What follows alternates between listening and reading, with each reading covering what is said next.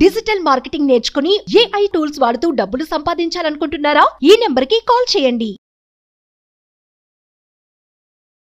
భార్య మాధవిలతను భర్త నాగేంద్ర భరద్వాజ్ అతి కిరాతకంగా హత్య చేశాడు. ఏడాదిన్నర వయసున్న కుమారుడి ముందే భార్యను పొడిచి చంపాడు. ఆపై ముక్కలుగా నరకాలని అనుకున్నాడు.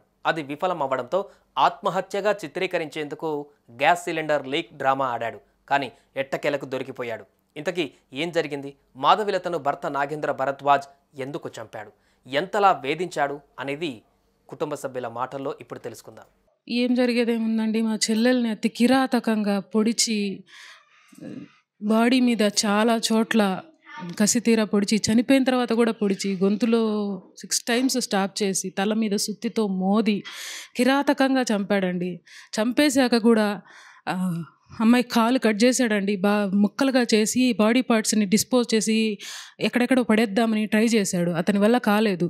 ఆ పొడిచిన కత్తితో కాలు మీద పెట్టి బోన్ విరగొట్టడానికి సుత్తితో కత్తి పిడి మీద కొడితే కత్తి విరిగిపోయిందంటండి.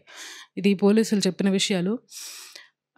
అది చేత కాక, ముక్కలుగా చేయడం అతని వల్ల కాక, 2 సిలిండర్లు ఓపెన్ చేసి, ఒక సిలిండర్ అమ్మాయి పక్కనే బెడ్రూమ్లో అమ్మాయిని చంపేసి, అమ్మాయి పక్కన ఒక సిలిండర్ పెట్టి, ఇంకో సిలిండర్ కిచెన్లో పెట్టి, వైర్లు ప్లగ్లో పెట్టేసి షార్ట్ సర్క్యూట్ చేయడానికి ట్రై చేసి, ఆ సిలిండర్లు ఓపెన్ చేసి వైర్లు పెట్టేసి చిన్న బాబుని తీసుకొని ఇల్లు లాక్ చేసి వెళ్ళిపోయాడండి. ఇది సుమారు 4వ తేదీ, మే 4వ తేదీ రాత్రి 9-9:30 టైంలో జరిగి ఉండొచ్చని పోలీసులు చెప్పారండి. అతను ఇదంతా చేసి ఎన్ని గంటలకు వెళ్ళాడు అనే విషయం మాకు తెలియదు. బయటికి వెళ్ళాడు. గ్యాస్ లీక్ చేసి వదిలిపెట్టి వెళ్తే కింద ఫ్లోర్ వాళ్ళకి 12 గంటల టైంలో స్మెల్ వచ్చి, అందరు అపార్ట్మెంట్ వాళ్ళందరూ వచ్చి పైకి చూసి ఎక్కడ అని వెతుక్కొని, లాక్ చేసున్న తాళాలు బద్దలు కొట్టి లోపలికి వెళ్ళి చూస్తే మొత్తం గ్యాస్ అంతా స్ప్రెడ్ అయ్యి ఉందంట అండి. బెడ్రూమ్ కూడా లాక్ చేశాడండి అమ్మాయిని చంపేసి. అది పాల్గొట్టి చూస్తే అమ్మాయి చనిపోయి పడిందండి. 3 నెలల గ్యాప్లో కూడా నేను దగ్గరలో ఉంటాను, ఎప్పుడన్నా నా దగ్గరికి వచ్చినా కూడా ఒప్పుకోడండి. అక్క దగ్గరికి వెళ్తానన్నా నచ్చదు. మా మీద కూడా కోపం. అమ్మాయితో క్లోజ్గా ఉంటామని ఇక్కడికి పంపించేవాడు కాదు అప్పటి నుంచి కూడా. కాకపోతే ఈ 3 నెలల గ్యాప్లో అబ్బాయి కొంచెం మంచిగా నటించాడండి. మారాడు అనుకుంది అమ్మాయి. కాకపోతే డబ్బులు మాత్రం అడుగుతూనే ఉండేవాడు.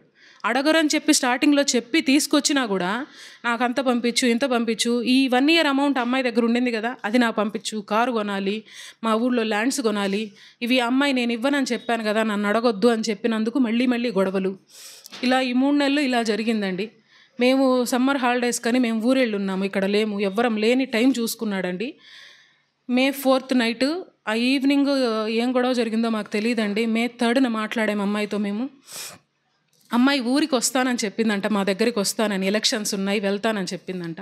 వెళ్ళడానికి వీల్లేదు, వెళ్తే మా ఇంటికే రావాలి, నువ్వు అక్కడికి వెళ్ళకూడదు అని అన్నాడంట. ఇంకా డబ్బుల గురించి గొడవలు జరిగినాయో ఏం జరిగినాయో చెప్పడానికి మా చెల్లి లేదు కదండి. ఆ రోజు రాత్రికి అతి కిరాతకంగా 9:30 ఆ టైంలో జరిగిందని పోలీసులు చెప్పారండి. ఫస్టే అమ్మాయిని గొడవపడి వెళ్దామంటే అమ్మాయి ఒప్పుకోకుండా నేను బట్టలు సర్దుకుంటాను అన్నదంట. కబోర్డ్ దగ్గర వంగి ఉందంట అండి. స్టార్టింగ్ ఏమి చేశాడో, ఎలా కొట్టాడో తెలీదు. తల మీద సుత్తితో కొట్టిన దెబ్బలు ఉన్నాయండి. తల వాచిపోయి ఉంది. మెడలో కత్తి పెట్టి పొడిచాడండి. 6 times మెడలో పొడిచాడండి, చేతి మీద పొడిచాడు, వీపులో పొడిచాడు. చనిపోయిన తర్వాత కూడా బాడీలో 6 times పొడిచినవి ఉన్నాయండి. ఇంత కిరాతకంగా చంపాల్సినంత అవసరం ఏంటండి? మా చెల్లెల్ని, అమ్మాయి నీకు నచ్చకపోతే, చెప్పిన మాట వినకపోతే, సరే డబ్బులు కావాలంటే మమ్మల్ని అడుగు, ఇస్తాము, లేదా నచ్చలేదు పంపించి మాతో బతుకుద్ది కదా. చిన్న బాబు, 1.5 బాబండి, వాడు కూడా కళ్ళకు కనపడలేదు. అతి కిరాతకంగా, ఇంత పాశవికంగా ఎవరన్నా చంపుతారా? ఎవరో హత్యలు చేసేవాళ్ళు చేస్తారు ఎక్కడో యూపీలో అక్కడ అని వింటూ ఉంటాం న్యూస్లో. ఇంత దారుణంగా జరగడం మేము జీర్ణించుకోలేకపోతున్నామండి. మా అమ్మాయి ఎంత మంచిదంటే, వాడు ఇంత క్రూయల్గా హింసించినా కూడా మారతాడేమో, ఇంకొక అవకాశం ఇచ్చి చూద్దాం, కాపురం కదా, అతను కూడా ఉంటుంది కదా, 3 సంవత్సరాలు కాపురం చేశాను, ఎంతో కొంత నా మీద ప్రేమ ఉండకపోతుందా? చెప్పుకుంటే నెమ్మదిగా వింటాడు, అంతగా వినకపోతే కౌన్సిలింగ్కి తీసుకెళ్తాను, ఇలా చెప్పిందండి. అతని మీద కన్సర్న్ కూడా ఉండేదండి అమ్మాయికి. కానీ వాడికి కొంచెం కూడా ప్రేమ, జాలి అనేవి లేవా? పోనీ నీకు అంతగా కోపం వస్తే 4 దెబ్బలు కొట్టు, ఏదో ఒక రకంగా బాధ పెట్టన్నా వదిలేస్తే మా పిల్లని మేము తెచ్చుకునే వాళ్ళం కదా. బతికి ఉండేది కదా కళ్ళ ముందు. అంత కిరాతకంగా చంపి ముక్కలు చేయాలని ట్రై చేసి, కాలు కట్ చేసి, గ్యాస్ లీక్ చేసి, ఇంత దారుణమైన చర్యలు చేయాల్సినంత అవసరం ఏంటండి అతనికి? ఎంత సైకోయిక్ మెంటాలిటీ కాకపోతే ఇలా చేస్తారండి? ఎవరమన్నా మన నార్మల్గా మనుషులం ఇలా చేయగలుగుతామా? డెడ్ బాడీని చూస్తేనే అదో రకమైన ఫీల్ వచ్చేస్తుంది మనకి. నిలువున నిలబడున్న ఆరోగ్యంగా ఉన్న అమ్మాయి 5 అడుగుల 5 అంగుళాల ఎత్తండి, తెల్లటి ఛాయ. అమ్మాయిని చంపడానికి చేతులు ఎలా వచ్చినాయి వాడికి? వాడు మనిషేనా? అలాంటి మనిషిని వాళ్ళు ఇంకా పోలీసులు అక్కడ కూర్చోబెట్టి ప్రభుత్వం మేపుతుందండి వాడిని. మేము ఇంకా మాకు అమ్మాయి పైన బాధ కాక పోలీస్ స్టేషన్ల చుట్టూ, కోర్టుల చుట్టూ ఎక్కడ తిరగాలండి? మా నాన్నగారు క్యాన్సర్ పేషెంట్, మా అమ్మగారికి ఆర్థరైటిస్, ఆవిడ తిరగలేదు.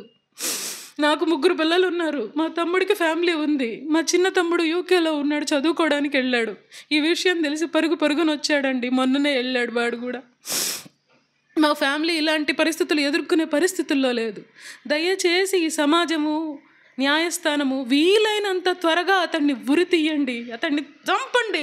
ఇంత కిరాతకంగా బాధ పెట్టి చంపాడే, ఆ బాధ అతనికి ఎలా తెలుస్తుంది?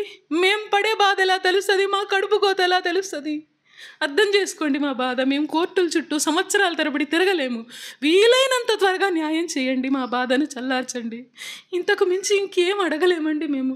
ఇదొకటే కాదండి, ఇంకొక విషయం చెప్పాలి. అతని తండ్రి, ఇతనికి ఏ రకమైన సైకోయిక్ మెంటాలిటీ ఉందో అతని తండ్రికి ఇదే మెంటాలిటీ ఉందండి. ఇంత దారుణంగా కోడల్ని చంపినా కూడా అతను ఆ రిగ్రెట్, బాధ ఏమాత్రం లేదండి. మమ్మల్ని ఎవరిని, అమ్మాయి పరిస్థితి ఏంటి, ఎక్కడ ఖననం చేశారని కానీ, చిన్న బాబు ఎలా ఉన్నాడని కానీ ఎవరిని కనీసం మాకు ఫోన్లు చేయలేదు సరికదా, తెలిసిన వాళ్ళ ద్వారా కూడా తెలుసుకునే ప్రయత్నం చేయలేదు. పైగా ఇంత కిరాతకంగా చంపిన వాడిని విడిపించడానికి వాడికి బెయిల్ కోసము పోలీస్ స్టేషన్ చుట్టూ తిరుగుతున్నాడండి అతని తల్లి తండ్రి. ఇంకా అతన్ని, అంత కిరాతకుడిని విడిపించి ఇంకెంతమందిని చంపుదామని వాళ్ళ ప్రయత్నం. డబ్బులుంటే ఎంత పనైనా చేస్తారా? మనుషుల్ని ఇంత నిలువునా చంపుతారా? అది అటువంటి చర్యలు జరగకుండా న్యాయస్థానం చూడాలని కోరుకుంటున్నామండి.